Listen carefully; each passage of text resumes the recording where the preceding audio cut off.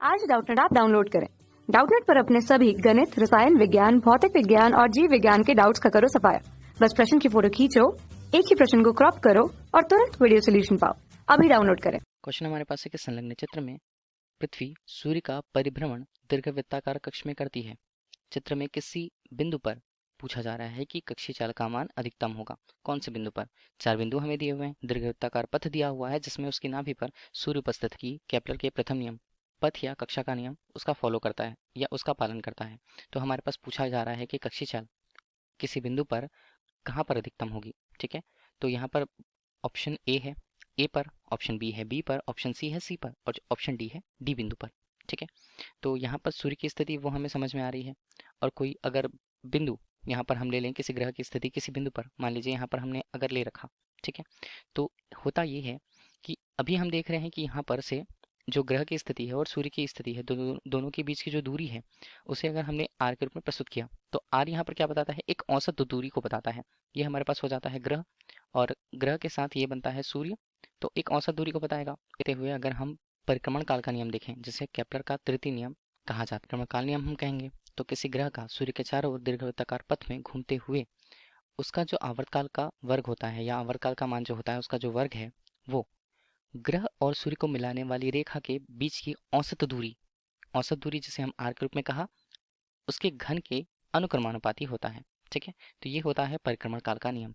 इससे हमें ये समझ में आ रहा है कि आर का मान जितना ज़्यादा रहेगा, ठीक है, टी का मान मतलब आवर्तकाल का मान भी उतना ही ज़्यादा रहेगा, लेकिन आर के मान में कमी होती है। मतलब अगर औसत दूरी बीच की कम हो जाती है तो इस बीच पर आवर्तकाल का मान या परिक्रमण काल का मान भी कम हो जाएगा। और परिक्रमण काल किस तरह से संबंधित होता है? वेग से। तो ये संबंधित होता है व्युत्क्रमानुपाती रूप से वेग से। आवर्तकाल का मान जितना ज़्यादा, वेग का मान उतना कम। ठीक है, तो अभी हम देखें तो आर के साथ ये किस तरह से रिलेट होगा। तो वी का स्क्वायर भी हम ले सकते हैं। चलिए, तो वी के स्क्वायर के टर्म में ही हम लिखें तो ये मान हमारे पास कितना हो जाएगा? ये मान हो जाएगा 1/r3 के रूप में। ठीक है, तो अभी हम कहते हैं कि दूरी जितनी ज़्यादा अधिक होती है क्रमानुपाती रूप से संबंधित होने के कारण वेग का परिमाण उतना कम रहता है। वेग किसे हम कह रहे हैं? कक्षीय चाल को।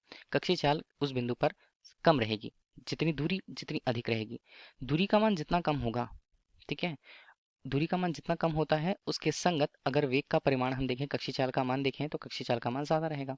तो कक्षीय चाल का मान किसके लिए अधिकतम रहेगा? चारों बिंदुओं से डी में से देखें तो ग्रह और सूर्य के मध्य की दूरी सबसे ज़्यादा कम कहाँ पर है? वो होगी ए पर। ठीक है, ए पर अगर ग्रह मौजूद होता है और सूर्य की स्थिति वहां पर है तो दोनों के बीच की दूरी सबसे न्यूनतम होगी और उस स्थिति पर हम कह सकते हैं कि कक्षीय चाल का मान अधिकतम होगा।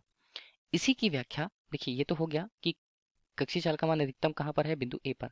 इसी की व्याख्या अगर हम किससे करें? परिक्रमण काल का नियम हो गया, केपलर का द्वितीय नियम अगर हम उपयोग करें तो द्वितीय नियम हम शॉर्ट पे बताते हैं कि द्वितीय नियम होता क्या है।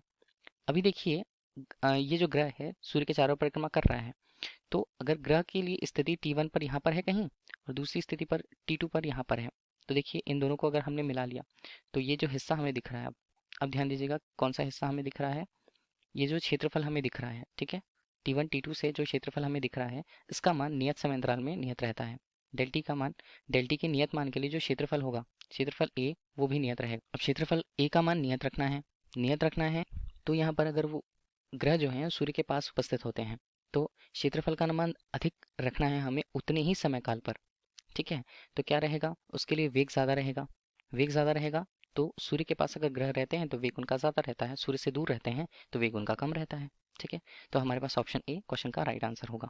Thank you. कक्षा 6 से 12वीं से लेकर नीट, IIT, JEE वो एडवांस के लेवल तक 1 करोड़ से ज्यादा छात्रों का भरोसा। आज ही डाउनलोड करें डाउटनेट ऐप या व्हाट्सएप करें अपने सारे डाउट्स 8400 400 400 पर।